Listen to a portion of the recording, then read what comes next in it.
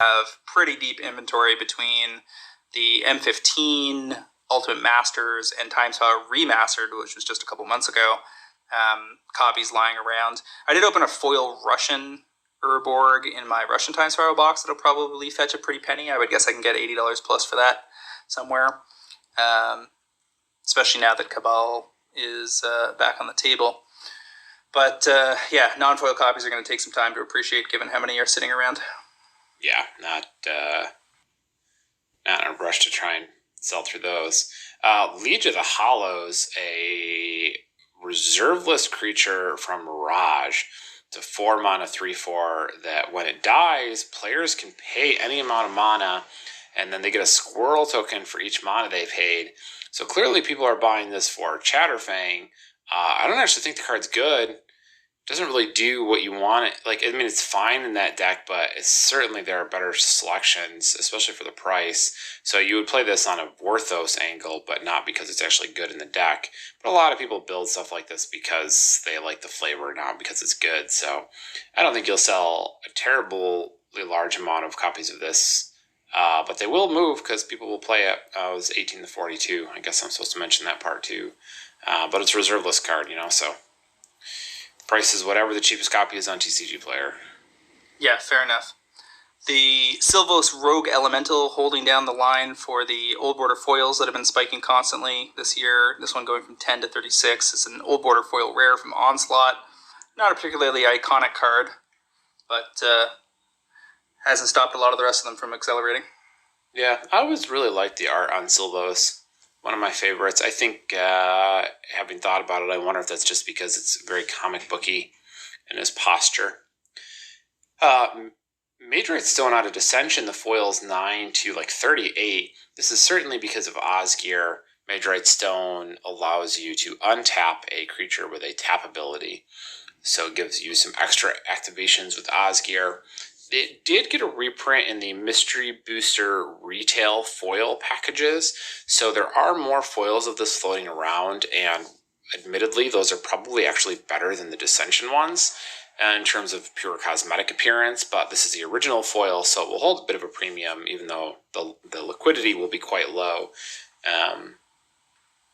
Also worth noting that the Matrite Stone foils from the Mystery Booster retail editions are not particularly deep in terms of inventory and TCG, and they have a pretty solid ramp looking like a double up within the year. And the other notable point there is that although they have announced that mystery booster boxes are being distributed to vendors, at least in North America, I'm not sure if it's global, this summer as part of their kind of vendor support program, those boxes are supposedly the convention editions that have the playtest cards, not the retail edition foils. So Matrite Stone should be safe for the rest of the year. Right. So I don't know, maybe it's a pickup for the retail booster foil. So I'd have to do a little more digging. I don't know if I'm super in love with that, but it might work. I figured out what the recent Commander 21 card was I was thinking of that might be related to Kiora, but there's no good connection. It's Octavia Living Thesis, 8 double blue, 8/8. This spell costs 8 less to cast if you have 8 or more instant or sorcery cards in your graveyard, which is why I thought it had Delve. Has Ward 8 and then Magecraft, and whenever you cast or copy an instant or sorcery spell, target creature has base power and toughness 8/8 until end of turn. So I guess if you're doing a Krakens and Octopuses theme deck or something in EDH, they would both find a home together if there was green involved, but otherwise I got nothing on Kiora. Okay, good to know, I suppose. Dakon Blackblade finishes off the top paper movies. This is the white bordered Chronicles edition, which I guarantee you has been rotting in bulk for most of the bulk guys for a good part of 25 years. Going supposedly from $2 to $18 on the back of the character, just randomly appearing in Modern Horizons 2. I'm not buying it. Get out of those if you got them. Seems like a perfect bulk exit play into a very short-lived hype cycle. Yeah, I really got to find these because I'm sure I have some floating around and see if I can ditch them. This feels like a card that we have both thrown out at some point. Yeah, I've absolutely put this in the trash. Yeah, I mean, people will pay some wild prices for some of these old revised era cards that, kind of unimaginable to me on some days, because of what they used to be worth, but people will pay it. I'm sure someone will. For people that weren't there 25 years ago, Chronicles was the set where Wizards reprinted a bunch of cards that people thought they weren't going to reprint. And it was one of the first instances where people started claiming the sky was falling, the game was ending, and everything was going to crash. And it was predicated on them like overprinting Chronicles like crazy, just stuffing it into the supply chain. Stores had tons of it lying around, and so cards that had gained in value over the last 12 months or so were suddenly plentifully available. It's just hilarious in retrospect because most of the cards in question were not relevant for the rest of the history of Magic. Yeah, I mean, to be fair, they took 25 years for those cards to gain any value. No, but I'm talking about how like the impact on the black border is basically irrelevant. Whether they had printed Chronicles or not printed Chronicles, original beta version, Arabian Nights version, Legends versions of cards like not Ancestral Recall. Was it just Recall? The one that had the blue card that was in Chronicles? I think so. That dude, like, kind of the dude walking with the like Mayan-ish helmet. Yes. Yeah, that was Recall. Yeah, so people were really upset that Recall got reprinted. Nobody ever plays that card anymore. Like it's and the original version is only worth because it's original version. So yeah, secondary reprints are not a big deal. Mm-hmm. And we're seeing now that hold on to revised Shivens long enough, they turn into a thing. Mm-hmm. So moving right along to the top Magic Online movers of the week, we've got mostly some standard stuff going on here. Vadrock Apex of Thunder from Ikoria going from 0.29 ticks to 0.57. That's about 100% gains on the back of being played in some standard decks, blue-red decks. The Ozolith out of Ikoria going from 0.66 to 1.3.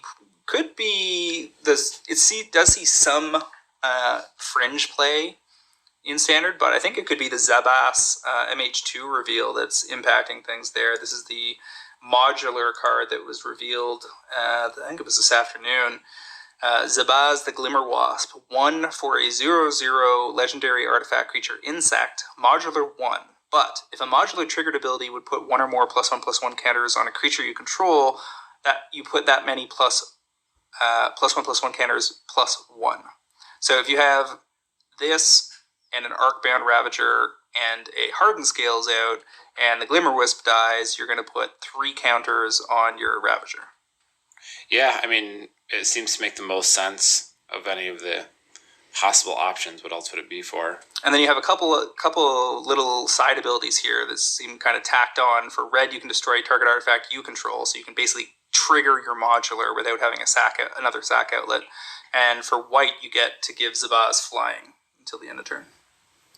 Yeah, which is nice additional options, make it a little more competitive and constructed, gives it some tools to do something useful. And then rounding out this list of Magic Online movers, we've got Extus Auric Overlord from Strixhaven going from 7 tickets to 15. That's just fairly impressive for a card that's largely whose price pressure is basically based on the black-green X sacrifice decks in Standard. And then alongside that, Charming Prince out of Eldraine had the biggest gains, 0.55 tickets to 1.7 tickets, 210% on the back of being played in, I think, 2 different flavors of Yorion decks in Standard lately. Yeah, probably. I mean, he's definitely seen some repeated action, so not terribly surprising. Although 2 in Standard, I could see 2 in like Modern. 2 in Standard is kind of funny. I forgot Yorion was even legal in Standard. It's an Ikoria card, which was just a year ago. Man, was it only a year ago? Time warp. Alrighty, so let's transition on over here to segment 3, cards to watch. We got a full slate this evening.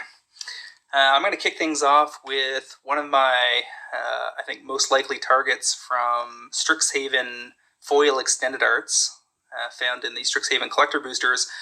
And a lot of these cards have been widely ignored, or at least flying a little under the radar, despite them showing up in some prominent deck lists and top 8s so far, just on the basis that everybody was focused on the Mystical Archives, trying to track down strange versions of Time Warp to ship off to Japan, or trying to get their Demonic Tutor foils locked down for their personal collections. So Elite Spellbinder is definitely on my radar these days. 6 to 12 months, to go, say, you can get them around $12, $13 plus minus $1, depending where you're buying. I think this is going to be one of those foil extended art rares that you get in close to 10 and it ends up being a $30 or $40 card within the year, and give it another year and it's going to be pushing 60, 70, 80, pretty similarly to Thassa's Oracle. Confidence level 9. It's showing up all over the place in Modern and Legacy as a 3 or a 4 of. Not that big of a deal in EDH, so it certainly depends a little more than some other specs on competitive play coming back to the forefront. And if this was a card that had come out in Ikoria, I would have said you probably had a lot of time to wait before it was going to be a big deal. But given where we're at, some portions of the world are going to be able to start playing paper in-person Magic again. This seems like a reasonable place to be over the next 6 months. Yep. Elite Spellbinder. So these are the extended art foils are only $12 right now. I mean, if someone had told you could buy premium Snapcaster foils back when Innistrad released, you would have been all about that. They were $100 for a very long time. But this is already proving its worth in competitive formats, and would probably be more, but there's a good deal of players who just aren't bothering at the moment because they don't need to yet. But they will soonish, right? Like it's coming. So I think this is a good play here. 30 seems, frankly, not too hard to hit, not too hard of a target to hit. If you look out 2 years, these could end up at $100 or more. I wouldn't be surprised. I mean, it needs to hold the slots that it's currently occupying, and the decks need to stay relevant. We're in the midst here of Modern Horizons 2 spoiler season, and there's quite a lot of juice in that set, and we saw what happened when Modern Horizons upset the Apple Cart. But Spellbinder isn't thematically dependent. It doesn't need to be played in a humans deck. It doesn't need to be played in any particular deck other than one that wants to make use of a 3/1 flyer that has disruptive capabilities. So I don't put it on Snapcaster level, but it's definitely too cheap near $10. Yeah, it's hard to say for sure. That type of thing is, I don't want to be the guy to try and determine whether this is a Snapcaster or how much of a Snapcaster is it. How many units of Snapcaster? Is it 0.7 snaps? Is it 1.1 snaps? I'll leave that to Arielax and those guys. But it is definitely a competitive grade card, and I don't think we have to argue about that. Alrighty, what's your first selection of the week? Well, I saw that Chatterfang was spoiled, and my timeline went nuts over him. So I think there's going to be a good amount of excitement about that card in the greater EDH community because not only does it play into squirrels, which are a sort of a Vorthos-ish favorite, it's also good.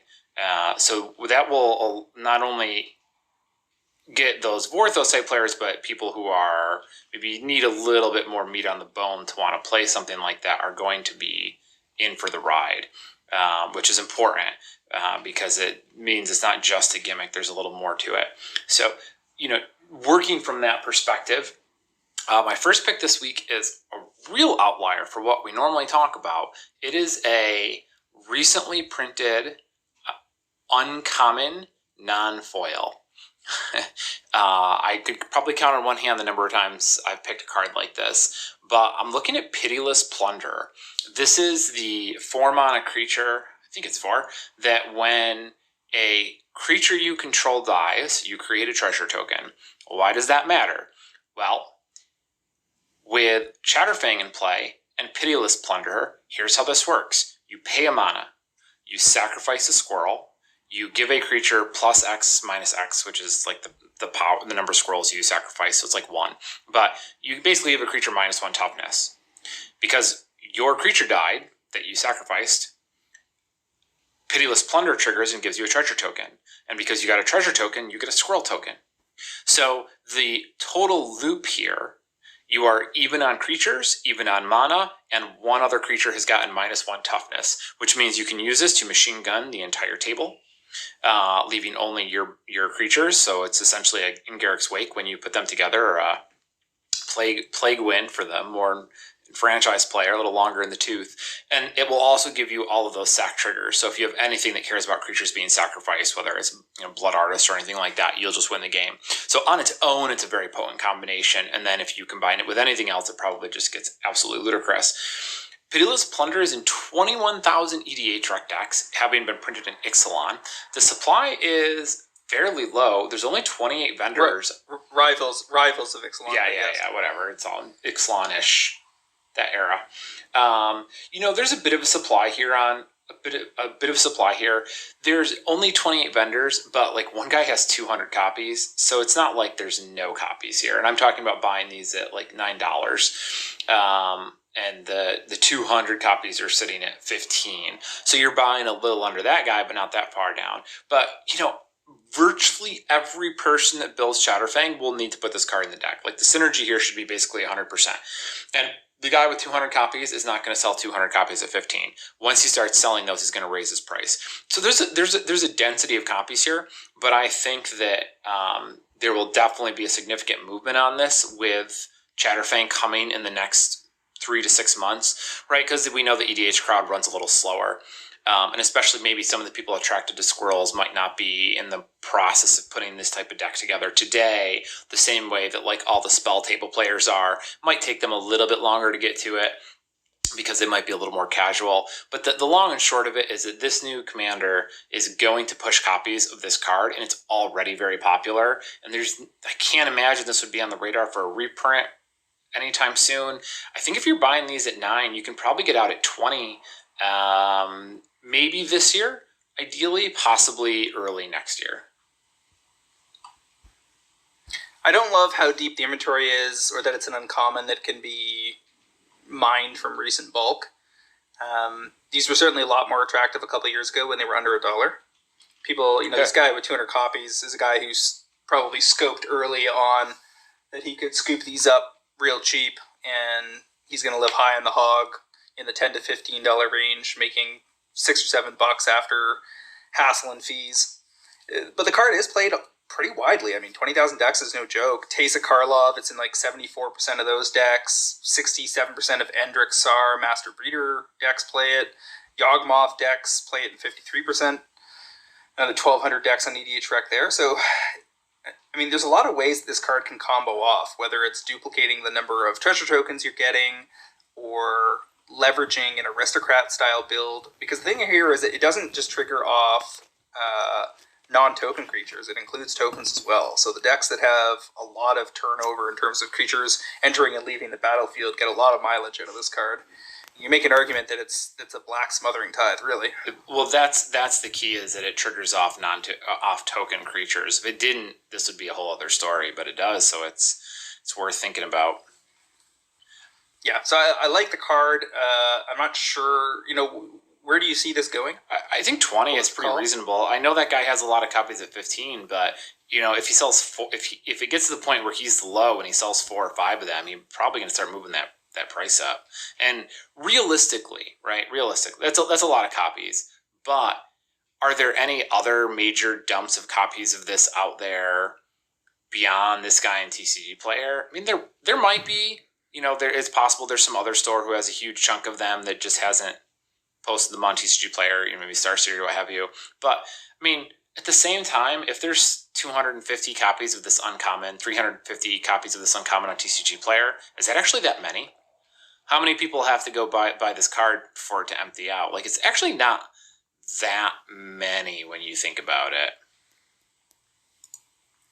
So here's the play I would probably make instead of going after the non-foils on TCG Player. I would probably look over in Europe where you can still get foils in and around $13 to $15 all in. There's not a whole lot of them left, but I suspect that's the play. Yeah. Because there's a lot less competition. You probably can't go as deep, but I don't think you'll be as exposed either. This is the kind of card where it's kind of expensive for an uncommon, but Wizards might just go ahead and throw it in a EDH deck. So, if it shows up there, there'll be tons of copies. That's true. I mean, it's not without its risk. It does seem a little particular in its character. I mean, it's not named, but it's maybe they could print this in in other regions. I understand the risks and the concerns. I'm not arguing those, but I think that there are not often opportunities to go for cards like this, and I think it might end up working out better than we think because it's different than the type of cards we tend to talk about. It's this uncommon with a high supply, which is definitely not the universe we're typically talking about, but might end up succeeding just because of how many people need copies now, and it being, at a reasonably accessible price point where people aren't scared off by it. I mean, I certainly believe that there are going to be more than 200 people looking to buy this card for Chatterfang. Yeah, I think so too. I mean, I wish I could tell you to go buy foils or find super cheap copies somewhere, but it doesn't seem like that's the case at the moment. Well, it's been targeted for sure. So there's one of the issues here is we're post spike as opposed to pre, which is not always where we want to be. So looking at my next card to watch here, one of the more exciting cards to be revealed for Modern Horizons 2 this week is Garth One Eye, a Wooburg commander, all 5 colors, for a 5/5 legendary creature human wizard. One of the cooler designs in the set. Tap, choose a card name that hasn't been chosen from among Disenchant, Brain Geyser, Terror, Shivan Dragon, Regrowth, and Black Lotus. Create a copy of the card with the chosen name. You may cast that copy.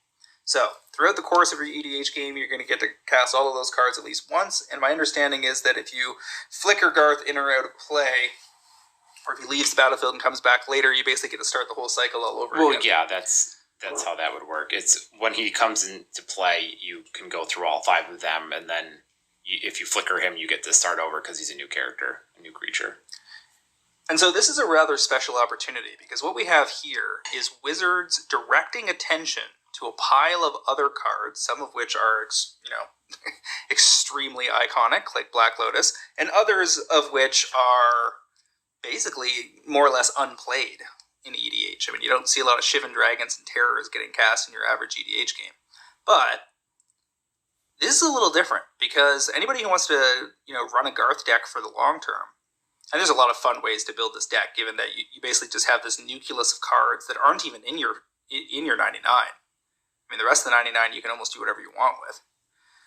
And then over here you've got this basically sideboard you get to dip into throughout the rest of the game. You get a little kill, you get a little card draw, you get a big creature to throw on the table, you can bring other stuff back from your graveyard, and you get to cast Black Lotus every once in a while. And so what that does is it encourages people to do something that they don't usually do with their EDH decks, which is to put extra fancy versions of these cards on the table as talking points for the rest of their play group.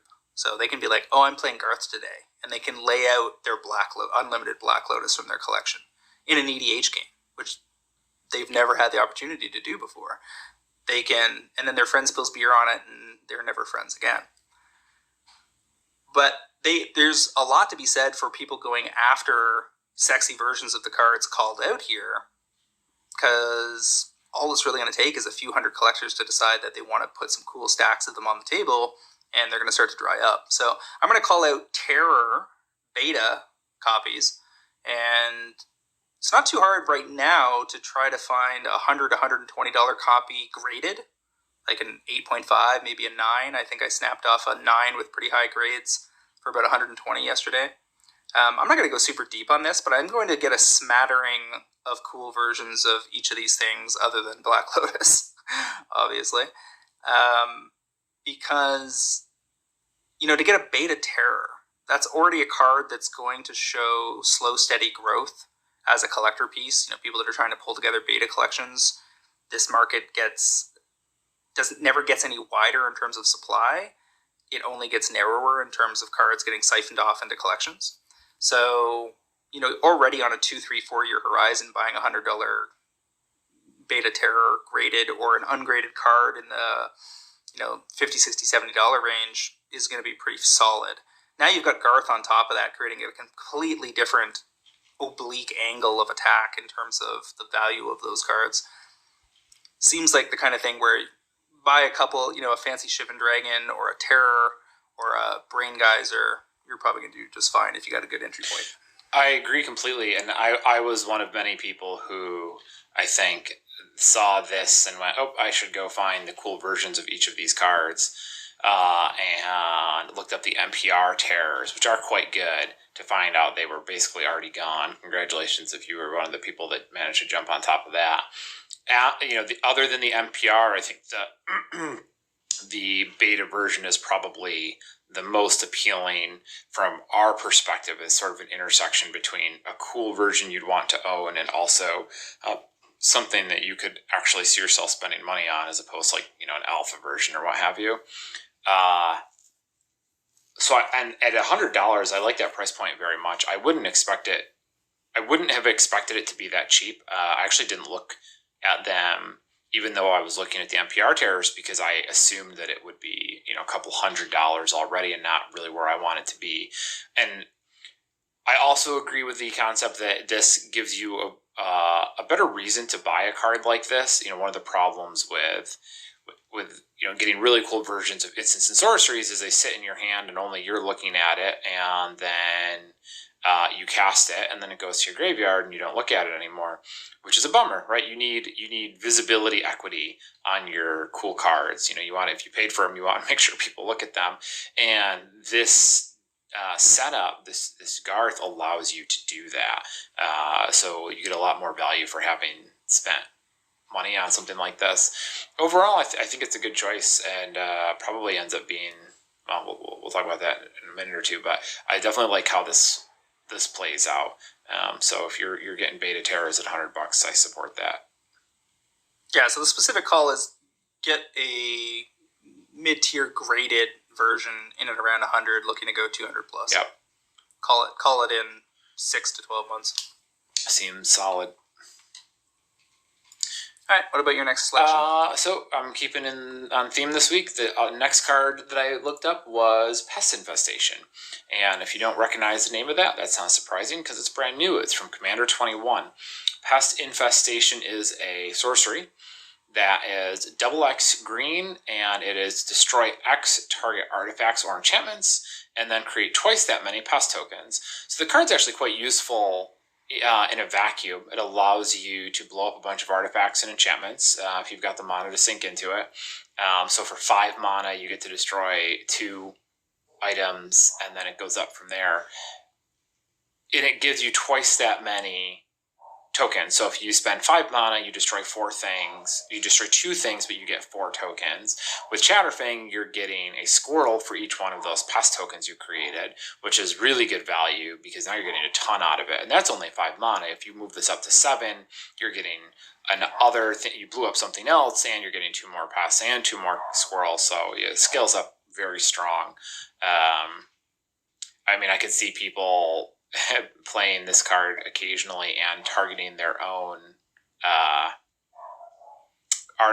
stupid artifact or enchantment they don't need anymore because they want to just scale up and make more pests and squirrels. The important part here, though, is that this was from Commander 21. It was only in that one particular product. It was the Commander decks themselves or something like that. So there was no foils. There's only 2 versions of this card. There's like the super basic bear stock one, and then there's an extended art version of the card, and that's the only good version of this card essentially, and that's the one we're talking about here. So there's about 45 vendors. It's not like there's no copies of this available, but nobody really has too much. There's a guy who has about 30 of them down the page, but you're paying, those are like $7, and I'm talking about buying these at like $3.50 or so. So, there's a little bit of inventory out there, but you're buying it half the cost of where the wall is. And again, if you're building Chatterfang, you're probably looking to put the spell in your deck. It's going to move a fair bit of copies, and it's reasonably popular on its own. It's only in 2,000 EDH rec decks, but it's in 8% of green decks since it's been printed, and it's the 4th highest monocolored card from Commander 21. There's a lot of competition there for multicolored cards, but was quite popular out of the set as well. And I think this is just going to be the premium version of an already decent spell for a while. And you have a new commander again that's going to drive, extra attention to this. Yeah, I buy this. You can get them a little cheaper in Europe. I think that's probably where you want to be biting them off, but not a lot cheaper. So either way, this will end up being a $15 or $20 extended art, just because there really aren't that many of them around. You can only get them in the slot in the Strixhaven CBs, despite them being a Commander 2021 card. And it does do a lot of work with Chatterfang. That's going to put some pressure on it. And it's just a generally useful card. The utility is definitely not single commander limited. Yeah, that's what I tried to focus on this week when I was talking about these cards. It's like something that would already be likely to be popular, going to be under some amount of pressure as a decent card that suddenly got a boost from Chatterfang, which is going to add some weight to the pick. The other thing is, there's nobody with 200 copies of this card. Nope. You got Dice Guys on TCG with 32, and everybody else is 4 or less. Much shallower. All right, I like it. So following on with the Garth selections, I think with Shivan Dragon, your betas are out of reach for most people, although that's certainly a solid pickup for the long haul as well. But revised copies of Shivan, despite having spiked already in the last year, are probably pretty reasonable in the face of Garth, in and around the $30 to $40 range, to head up to, say, 60, 70, or 80. There aren't that many of these sitting around at present that are in the open market. I do have suspicions that with all the revised spikes this year, there are people sitting on hundreds of copies of revised rares that they got pretty cheap. Entirely possible those will start leaking to the market, but I don't know how true it is. So, Shivans, I'm not going to go out and buy 30 of them at $35 a piece, but to buy, a handful and try to lean into the Garth thing, I think that's going to be fine. Sure. For anyone that's been playing long enough, anyone who recognized the Plague Wind rather than Ingarrick's Wake will know that. Let me just verify here. You have third written down. That's. Yeah, you keep getting confused with this. That is the official symbol for revised. Revised, okay. I refuse to learn. That's why. But anyone who's played a long time knows that the idea of a revised card being valuable is kind of crazy. But there was a bump on the revised stuff last year, and I definitely sold through, not Shivan Dragons, but sold through a fair number of revised cards at prices that were, to me, silly, but they worked. So there's, I think the more franchise players are unlikely to be willing to spend $80 on a revised Shivan Dragon. But for players who didn't grow up with that sort of bit of a stigma around those cards, for them it's the oldest version that they can reasonably afford. So I have no doubt that this will continue to move upwards, which it kind of would have been doing anyways. But now that you've added Garth, there's a whole slew of players who would want to buy this that wouldn't have wanted to before. And we're also getting the Dragon commanders out of the D&D set. And Shivan, I'm not convinced Shivan earns a slot in those Dragon decks, because they're looking to do some pretty nasty things, and a Shivan's not really where it's at. But if you already have it for Garth, maybe you throw it into the Tiamat deck. Yeah, depends on how you're tuning it. Nobody's playing Shivan Dragon because it's good. But they will play it if they are building a flavorful Dragon deck and, hey, this is a Shivan, I really like Shivan, so I'm going to play it. But there are definitely players who make that decision. Even if it's not you or I, people do that. So I don't discount that as a vector. All right, hit me with the rest of these Chatterfang picks. So I got 2 left. I'll do them both here. These I'm slightly softer on than the other ones, but I think they're both still valid considerations here. The first is the Scoot Swarm Showcase foils. They are $5 right now for the Showcase foils. It's in 13,000 EDH rec decks already. From Zendikar Reborn Rising, the third Zendikar Rising. Mm-hmm. It's actually the 4th most played card from that set, and it's a tight 4th too. Like, the most played card from Zendikar Rising is like 16,000, and this is 13,000 non-land cards. So one of the most popular cards from this set. Nobody really has a deep supply on this. There's my page refreshed, so I lost the number. Let me get this back for you. One moment. There are 43 vendors with copies, and I don't think, no one has basically more than a place out. There's like one or two guys that have 5 copies, and that's about it. So there's not a lot of these out there right now. You've got the coolest version of Scoot Swarm. There's no deep supply. Again, Chatterfang is going to push players to this, but it's already got good numbers, so we know there's a strong bet of support to begin with. And if you weren't sure, Scoot Swarm is every time you play a land, you create an insect token. But if you have 6 lands, you get a copy of Scoot Swarm. So if you have enough lands and you play a land, you get a Scoot Swarm and a squirrel. Then you play another land, you get 2 Scoot Swarms and 2 squirrels. And then 4 Scoot Swarms and 4 squirrels, and then 8 and 8. So it snowballs really quickly, especially if you can set up a turn where you get a couple landfall triggers, and guide your help your opponents if they aren't able to interact with it really quickly. You play a fetch land and then crop rotation or something, and there's nothing left to the board except squirrels. So it works really well in that deck and is already quite popular. So $5 showcase foils, I think, are probably good to 10, maybe 15, depending on how things shake out. People on our Discord love to talk about how Zendikar Rising was so overprinted, but the reality is that it's only like 10 or 15, maybe 20% higher print run for those CBs than we've seen typically for standard sets. And this Scoot Swarm showcase, which was extremely plentiful just 6 months ago, being down to 48 listings, 43 listings near mint on TCG Player, with a reasonably decent ramp from under 5 up to over 10, and basically no vendor left standing with more than 8 copies as far as I can see, is testament to the fact that good cards in sets that are heavily printed will still drain out on a reasonable schedule.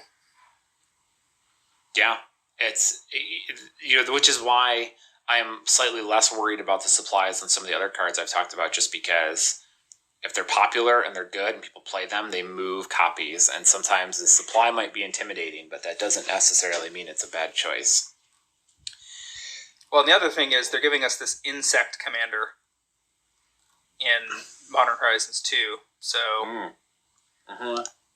that also, and that commander, because it can be played as a commander, it is instantly relevant, because a lot of the cards that are good for Chatterfang are also good for Grist the Hungertide.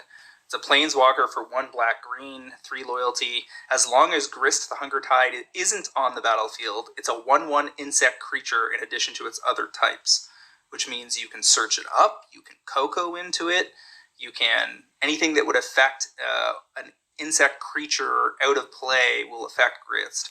And the Commander Rules Committee already ruled that you can also play it as a commander. So this thing fools around with insects. It says the +1 is create a 1/1 black and green insect creature token, then mill a card. If an insect card was milled this way, put a loyalty counter on Grist and repeat the process. So Scoot Swarm's going in that deck too. Yeah, I don't understand how he could possibly be your commander. That doesn't make any sense, other than the commander, the CAG, deciding to be your friend. But whatever, it doesn't really matter. They said he can be, so that's good. Yeah, we actually we wrote all these picks down yesterday, so we had a whole day of spoilers that didn't necessarily update for. And that's a good point, that suddenly Scoot Swarm looks even better with Grist out there, because Scoot Swarm makes a bunch of insects. It's sort of medium-ish, because you'll actually produce, once you have enough lands in play, which you probably will real quick in green-black, you're actually going to stop producing insects. But is Scoot Swarm an insect? It probably is, right? It must be. Yeah, it's still an insect, so that's fine. Still makes more insects. Yeah. Well, and the other thing is Grits -2 is you sack a creature and destroy target creature or planeswalker. So anything that makes lots of copies of creatures and like fills your board to go in a go wide still works well with Grist. So between Chatterfang and Grist, you got, and by the way, those cards are going to be played in each other's decks, right? Like if you're playing Chatterfang, you're probably putting Grist in, and if you're playing Grist, you're putting Chatterfang in. Possibly. I'll have to look again. All right, and my other pick is another more recent one. Bellatrix Witherbloom, a name that I hate saying because it sounds like rip off Harry Potter, because it is. It's so Harry Potter. But that's totally the teacher in the 4th movie that like gave Hermione a little too sexy of a look, and then they had to drown him in the dungeon when he turned into a snake. For me, Bellatrix Witherbloom is the guy who teaches. It's a woman who teaches horticulture, but it's about like plants that turn into poisons. Like that's what this is in my head. But she actually turns out to be their ally, and she was Harry's like mom's best friend. Yes, and she has one of the Horcruxes like attached to her garters or something, and it's like an old blue rose that the bad guy used to have a crush on her, and it crumbled when she broke up with him. She dated Dumbledore, and they have to find old love letters from Dumbledore to her to find to find the password to get into a hidden cave. But before Dumbledore came out? Yeah. She was his beard. God, I hate Harry Potter. Bellatrix Witherbloom, Strixhaven, borderless foils. So this is the not a lot of these sitting around. The most premium version of Bellatrix Witherbloom. They're $40 for those. Again, it's going to be good in Chatterfang because it gives you a token every upkeep, so you're getting more squirrels. Also, it's got that life ability, pay life to untap your lands, which I've heard is pretty good. And that's a deck that's definitely going to have a fair bit of life gain with, it's going to want a lot of Blood Artist effects, essentially. He's not in a ton of decks, 1.8, 1,800, which is not a lot, but that is 8%. Remember, we're talking about Strixhaven, so 1,800 is actually... It's a lot in the first 2 months. Yeah, it's pretty decent. He's also reasonably popular as a commander. The most popular commander of the last month is Osgear, at about 1,200 decks, and Bellatrix is 600 or something. So he's not like... he's no Golos. She, I think. But... She. She. Oh, it is a she. Okay. Thank you. She's no Golos, but people are definitely building her. Checking the price graphs, it really does look like the prices started to bottom out on these copies, which isn't surprising. I mean, they're the Mythic foil borderless Mythic showcases. Like there's very few copies of these to begin with, and everyone has forgotten